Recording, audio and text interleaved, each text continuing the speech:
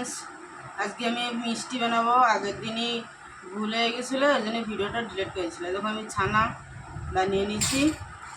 আর এসছে ময়দা দেবো 1 চামচ। আর এটা আসছে কর্নফ্লাওয়ার, এই দেখো এটা দেবো 1 চামচ। বেশি দিলি না মিষ্টি শক্ত হয়ে যাবে। এটাও দিলাম 1 চামচ। এবার এটা ভালো করে মিক্স করতে হবে।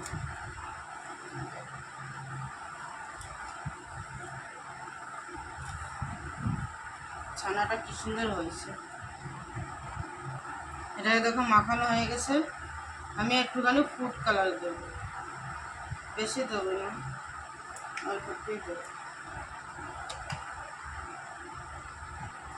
দেখো হয়ে গেছে। আমি হাতটা ধুয়ে এসেছি, হাতে লেগে যাচ্ছিল, হাতটা ধুয়ে নিয়েছি। এবার এটাকে ছোট ছোট করে আমি বানিয়ে নেবো। গোল বানাতে পারো, লম্বা বানাতে পারো, যে যেরকম খাবে সে সেরকম বানাবে, যার যেটা পছন্দ। দেখো আমি মিষ্টি সবগুলো বানিয়েছি, 4-5টা গোল বানিয়েছি আর বাকি সব লম্বা। 1 কিলো দিদি তো বেশি হয় না, আমার পনির হয় না, অল্প। জল গরম হয়ে গেছে, এখন আমি 1 বাটি চিনি দেবো। চিনিটা সব গুলে গেছে, আমি গ্যাসটা কম করে দিয়ে এবার আমি একটা করে মিষ্টি দেবো।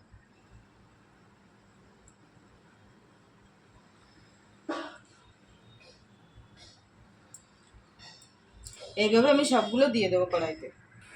মিষ্টিগুলো দেখো সব জলের উপরে চলে এসছে, এরকম ভাসবে। আর দেখো ফুলে যাচ্ছে মিষ্টি।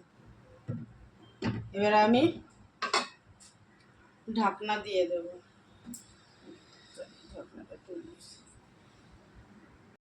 এবার আমি ঢাকনা দিয়ে দেবো 15-20 মিনিট। এটাকে আমি বানাবো, কড়াইতে রাখবো, মানে গ্যাস চুলায়। দেখো মিষ্টিগুলো কি বড় বড় হয়েছে। ক্যামেরার সামনে ছোটো দেওয়া আছে, কিন্তু মিষ্টিগুলো ফুলে অনেক বড় হয়ে গেছে। কালার দিয়েছি না, কালার মিষ্টিগুলো অনেক বড় বড় হয়েছে। দেখো ক্যামেরা ছোটো দেওয়া আছে, কিন্তু এমনি অনেক বড় হয়েছে।